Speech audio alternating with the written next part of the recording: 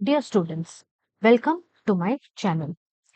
In this series, we shall start your My Green Book of English Grammar, which is in your NCERT syllabus. Now, first chapter in your grammar is nouns. What are nouns? Before going over to the lesson, let us understand what nouns mean. Nouns are the naming words which tell us the names of people, places, animals, things और ideas. Noun यानी कि संज्ञा। संज्ञा वह शब्द है जो किसी भी व्यक्ति का, जगह का, जानवर का या कोई भी चीज का या आइडियाज का नाम बताते हैं। अब ये जो नाउन्स होते हैं वो बहुत अलग तरह के होते हैं। Different types of nouns are present. जैसे कि हम देखेंगे नाउन्स टाइप्स जो आपके बुक में है, कुछ सेंटेंसेस पढ़ेंगे। This is such a great song. Natalie likes to dance. His creativity has no limits. Please pass me that stack of sheets.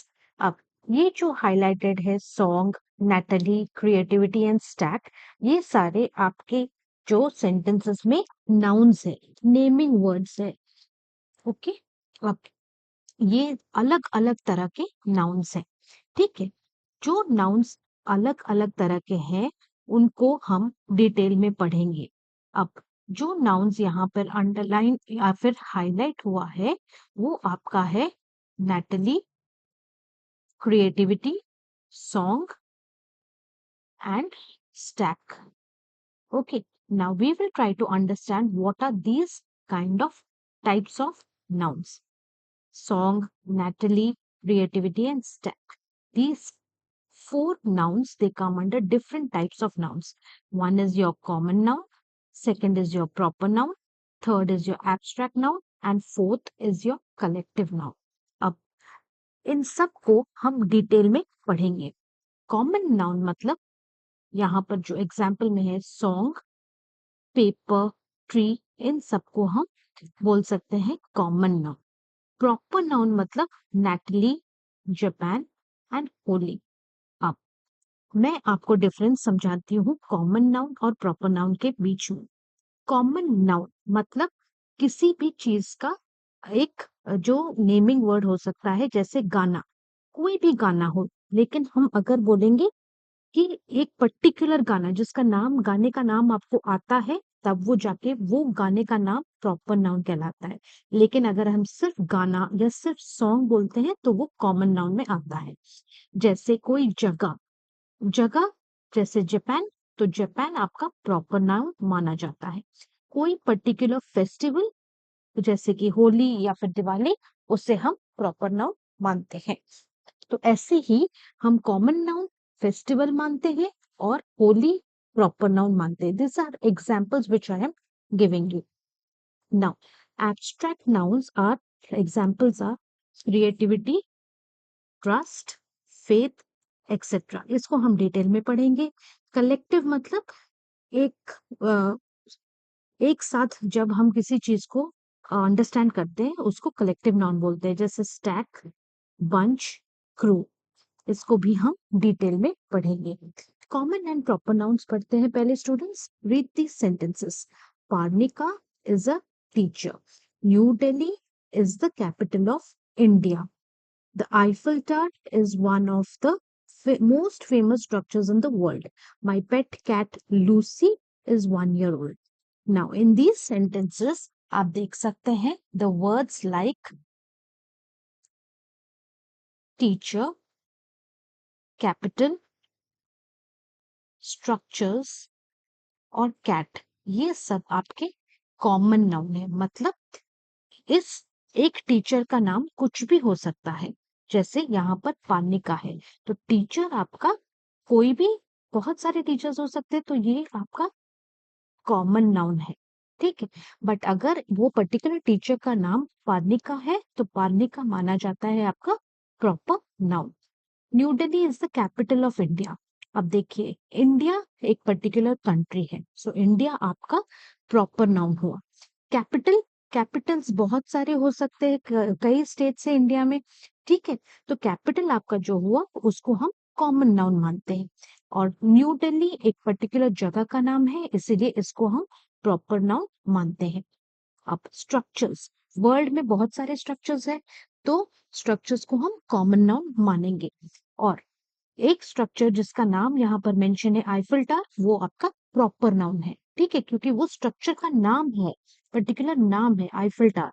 जैसे ताज महल को भी हम एक प्रॉपर नाउन मान सकते हैं। ठीक है, माई पेट कैट, अब दुनिया में बहुत सारे कैट्स है, तो कैट आपका कॉमन नाउन हुआ।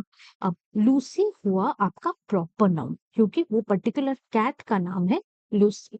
सो हमें जब भी कोई सेंटेंस दिया जाता है स्टूडेंट्स, हमें पहले देखना है कि क्या उसमें किसी पीपल, प्लेस, एनिमल, थिंग या आइडिया का नाम है। अगर है, then those words are called naming words. Now, in these sentences, teacher, capital, structures, world, and cat are names of people, places, things, and animals. Therefore, they are called common nouns.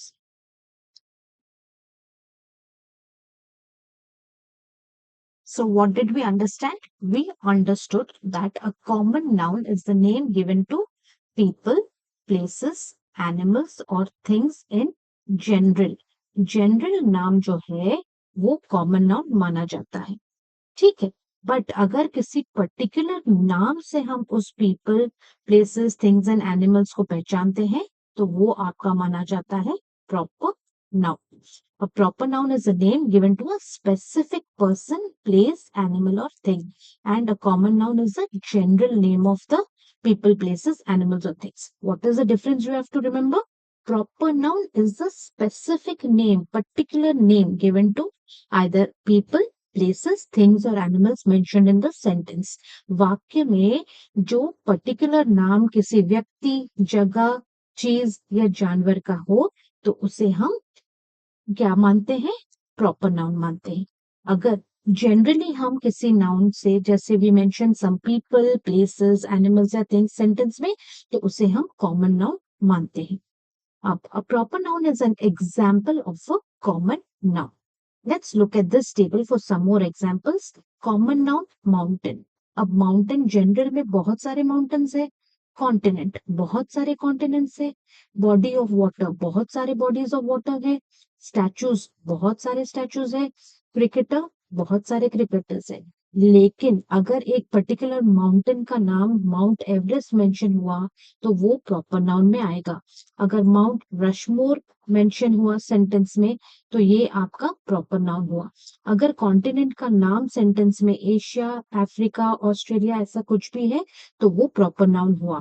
अगर body of water में Chilka lake या Varuna river हुआ, तो Chilka lake आपका students आपका उड़ीसा में है, and Varuna river जो है वो आपका वाराणसी में है। ठीक है, तो अगर आपका ये मेंशन हुआ कि body of water common noun, अगर उस बॉडी ऑफ वाटर का नाम जैसे चिल्का लेक या फिर वरुणा रिवर है, then it is a proper noun. Statue common noun. Statue of unity एक प्रॉपर नाउन है जो उस स्टैचू का नाम है। Statue of liberty again is a name of a particular statue, so it is your proper noun. Cricketer common noun, बहुत सारे cricketers है, लेकिन अगर एक पर्टिकुलर क्रिकेटर का नाम मेंशन हुआ है जैसे विराट कोहली या फिर सूर्य कुमार यादव, तो वो हुए आपके proper nouns. Now, first we will do identify the underlined word in each sentence. Write P if it is a proper noun and C if it is a common noun. So हमें question में दिया गया है कि हमें ये जो words underlined है, जैसे family, Rajasthan, Beas, football, school, Disney world, zoo, and Christmas. These words are underlined. Now, what we have to do, students? We have to identify the underlined word in each sentence, whether it is a proper noun or if it is a common noun. So, what did I tell you? How do we identify common nouns and proper nouns? Common nouns are general names of people, places, animals, and things mentioned in the sentence. Proper nouns are a particular name given to that person, place, animal, or thing. सो यहाँ पर the family will eat together at the table. पहले आप identify कीजिए कि ये जो noun है underline वो फैमिली है। अब फैमिली आपका कॉमन नाउन है, क्योंकि फैमिली का नाम नहीं बताया गया है यहाँ पर। ठीक है, इसीलिए ये कॉमन नाउन है। Live in the state of Rajasthan, in the state of Rajasthan, अब बहुत सारे स्टेट्स है लेकिन इस सेंटेंस में आपका राजस्थान स्टेट मेंशन किया गया है, इसलिए राजस्थान आपका प्रॉपर नाउन हुआ। We travel down the Beas river, बहुत सारे रिवर्स है लेकिन इस सेंटेंस में बियास मेंशन किया गया है नाम रिवर का, इसलिए बियास आपका प्रॉपर नाउन हुआ। We will play football in the field, अब फुटबॉल एक स्पोर्ट है एंड यहाँ पर students football is the name of a particular sport. So this is your proper noun. Now I will walk home after school. School is the underlined verb over here, a noun over here. Now there are many schools and no, the name of the school is not mentioned. So it is your common noun. If we went to Disney World for vacation. So we went to Disney World for vacation. Disney World is a proper noun. एक जगह का नाम है जहां पर हम vacation के लिए गए थे, उस जगह का नाम है डिज्नी वर्ल्ड। सो ये आपका हुआ proper noun. We saw lion at the zoo, अब बहुत सारे जूज है, जू का नाम मेंशन नहीं है, तो ये हुआ आपका common noun. Christmas is celebrated in December, अब क्रिसमस आइडेंटिफाई करना है हमें प्रॉपर नाउन है या कॉमन नाउन है। बहुत सारे फेस्टिवल्स हैं जिनमें से क्रिसमस एक पर्टिकुलर फेस्टिवल का नाम है, इसलिए Christmas is your proper noun.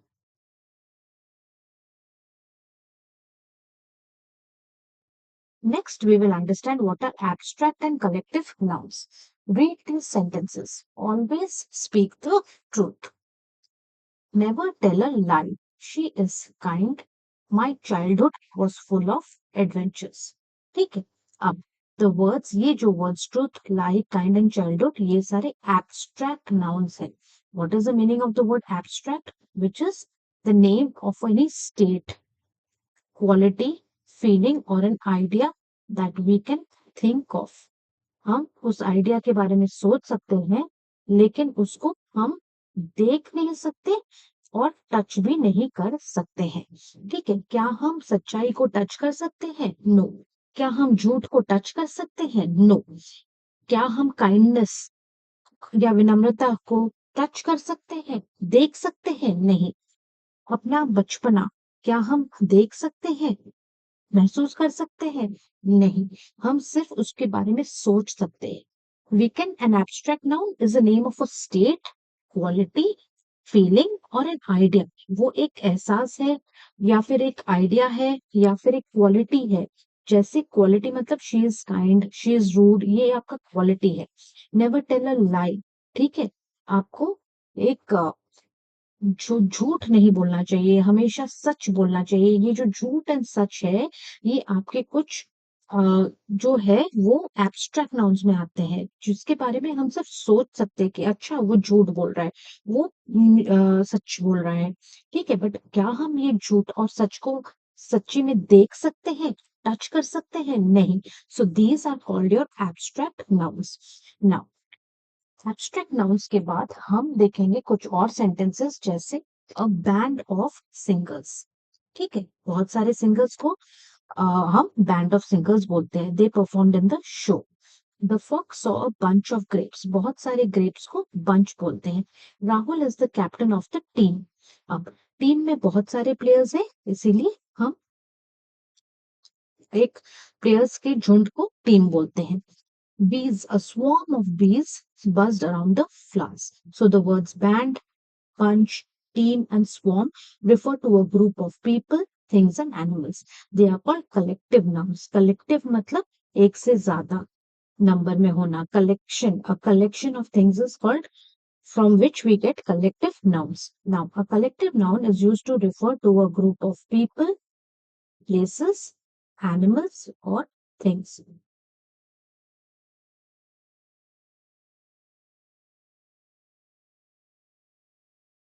अब ध्यान से देखेंगे students, you have to memorise this. Look at this table for some more examples. A team of players, a class of students, a gang of robbers, a choir of singers, a board of directors, a colony of ants, a troop of monkeys, a school of fish, a pod of dolphins, a herd of cattle, a bunch of grapes, a bundle of sticks, a clump of trees, a heap of sand, and a galaxy of stars. You will have to memorize this. Okay, memorize matlab you have to learn this by heart. अगर आपको कोई पूछे कि players का collective noun क्या है, आप बोलेंगे टीम ऑफ प्लेयर्स। अगर स्टूडेंट्स का कलेक्टिव नाउन क्या है, your answer will be class. Robbers का कलेक्टिव नाउन क्या है, गैंग। सिंगर्स का क्या है, कॉयर। डायरेक्टर्स का क्या है, board. So this is the way you have to memorise this. This is very important. अभी आप रोज एग्जाम से पहले थोड़ा थोड़ा आप रोज ये सब आप थोड़ा learn by heart करेंगे, तो by the time your exams come here, you will be very thorough with all this. Okay?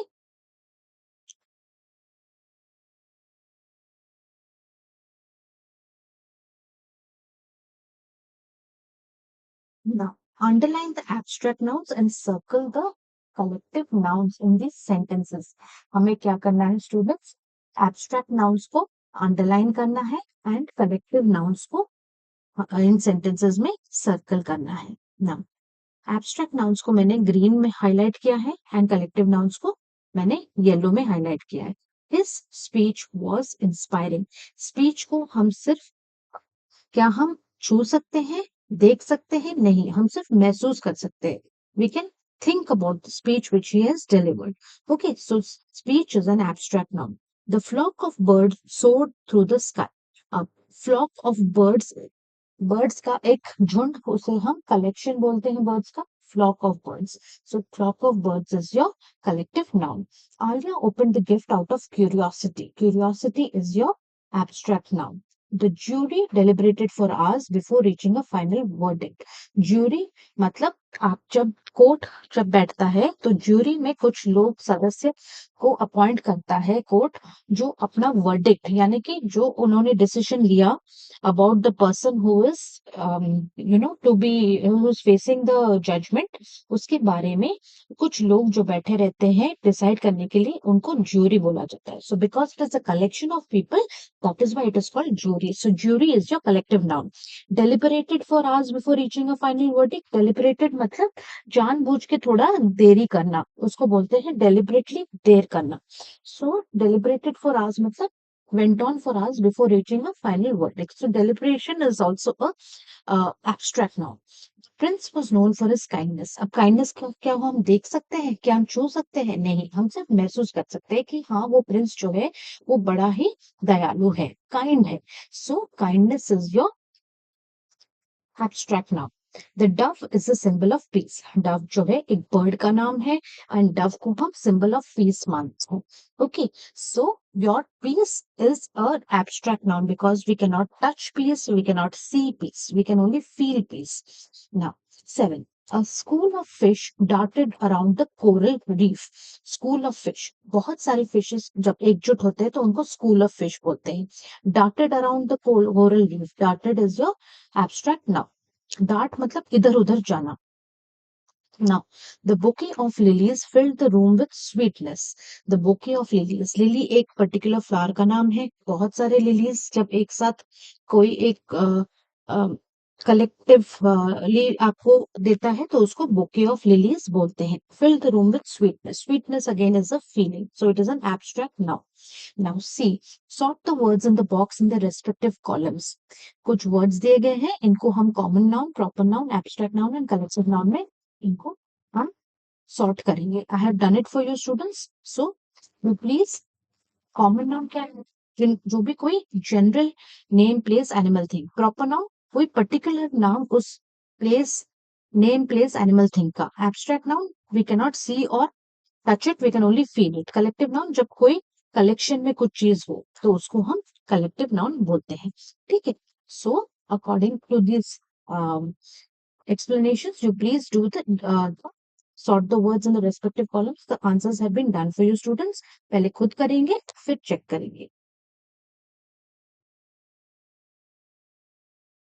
Next, identify the abstract and collective nouns in these sentences. Write them in the correct columns. The herd of sheep grazed peacefully in the rolling green hills. Herd of sheep मतलब बहुत सारे sheep के एक साथ. Herd of sheep, sheep, herd of sheep, collective noun. Peacefully is your abstract noun. अब देखिए students, मैंने explanation में आपको डिटेल में समझाया है. पीस शब्द जो है वो एब्स्ट्रैक्ट नाउन है. पीसफुल एडजेक्टिव होता है, पीसफुली एडवर्ब होता है, लेकिन यहाँ पर हम पीसफुली को एक एब्स्ट्रैक्ट नाउन की तरह ही मानते हैं. Why? Because abstract nouns are concepts or ideas that cannot be expressed or experienced through the five senses. ठीक है, इसीलिए peacefully is a abstract noun over here. Meera approached the presentation with confidence.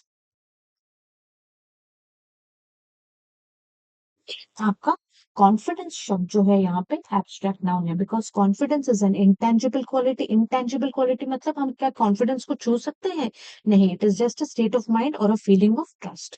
So confidence is the abstract noun over here. Next, the crew of the ship worked tirelessly to navigate the stormy seas.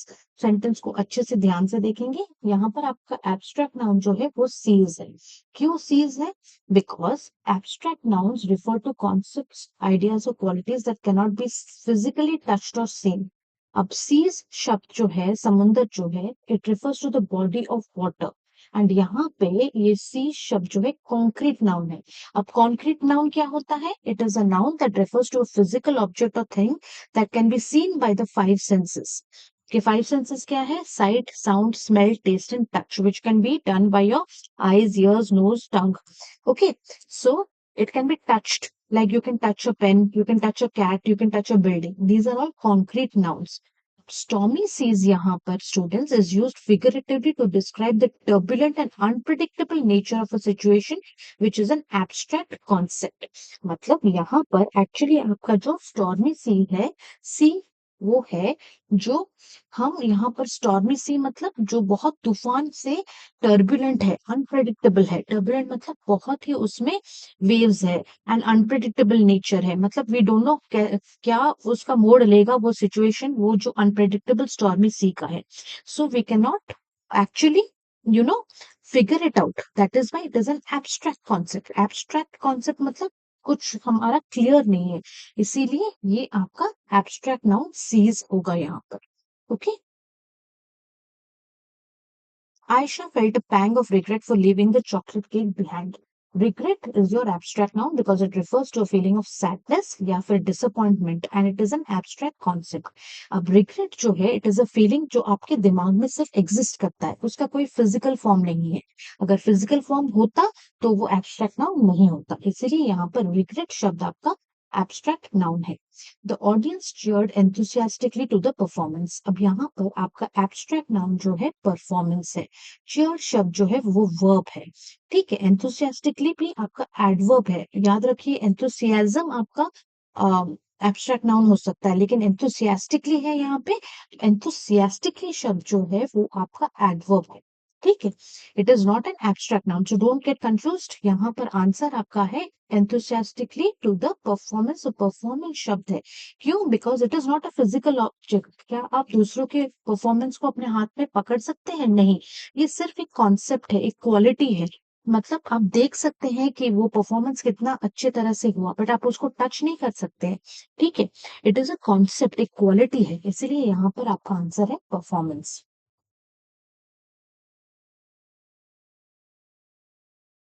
The orchestra played a powerful symphony. यहाँ पर कोई भी abstract noun नहीं है, क्योंकि orchestra जो है एक कलेक्टिव नाउन है. प्लेड आपका वर्ब है, एंड पावरफुल सिम्फनी का मतलब ये है, सिम्फनी जो होता है students, it is a piece of music जो हम सुन सकते हैं. Powerful is an adjective describing that quality. Symphony को डिस्क्राइब करता हुआ पावरफुल शब्द है. तो अगर आप मानना चाहते हैं तो सिम्फनी आप एब्स्ट्रैक्ट नाउन कर सकते हैं, but it is not very clear whether symphony will be the right answer. Okay, powerful is the adjective which is describing symphony. It is a piece of music that can be heard by our senses. Okay, so it is not actually a abstract noun.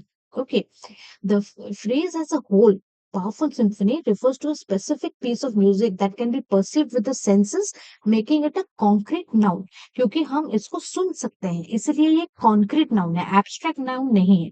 Abstract nouns वो है जो हम अपने पांचों senses से देख सुन नहीं सकते हैं. ठीक है, इसीलिए यहाँ पर इस सेंटेंस में सिर्फ ऑर्केस्ट्रा आपका कलेक्टिव नाउन है, और पावरफुल सिम्फनी जो है आपका एब्स्ट्रैक्ट नाउन नहीं है. It is a concrete noun. Daniel's optimism uplifts the spirits of everyone around her. Optimism जो है आपका abstract noun है. Optimism का मतलब क्या है? It is a feeling or a state of mind or a quality. Optimism मतलब हाँ सब कुछ अच्छा होगा. ये आपका optimism है. Pessimism is the opposite of optimism. Pessimism मतलब हमेशा सोचना कि अरे ये मुझसे नहीं हो गया, अरे ये तो होगा ही नहीं. Optimism मतलब हमेशा positive सोचना. Pessimism मतलब हमेशा negative सोचना. And these are all feelings or a state of mind or a quality. So these optimism is your abstract noun. The classroom buzzed with anticipation as the students awaited the results. Abstract noun is anticipation because anticipation एक noun है. ठीक है. और ये हम physically touch या सी नहीं कर सकते. एंटिसिपेशन मतलब एक एक्ट ऑफ एक्सपेक्टिंग और एंटिसिपेटिंग मतलब कुछ एक्सपेक्ट करना एक्साइटमेंट में about some event which is going to happen or to be excited beforehand about something which is going to happen. So with this students we come to the end of your chapter 1 up. I would like to tell you something very important students. In my channel's playlist there are a lot of videos related to your nouns, especially your abstract nouns, collective nouns, and proper nouns and common nouns. I will link those videos with this video. Please, आपको अगर ज़्यादा extra exercises or explanation detail में चाहिए, तो please go through those videos also for clearer understanding. And please keep notification button on students so that when I post the next video, आपको notification मिल जाएगा और आप उससे पढ़ सकते हैं. काइंडली सब्सक्राइब कीजिए स्टूडेंट्स, लाइक एंड शेयर भी कीजिए. बाकी वीडियोस के लिए वेट कीजिए students. Thank you and all the best.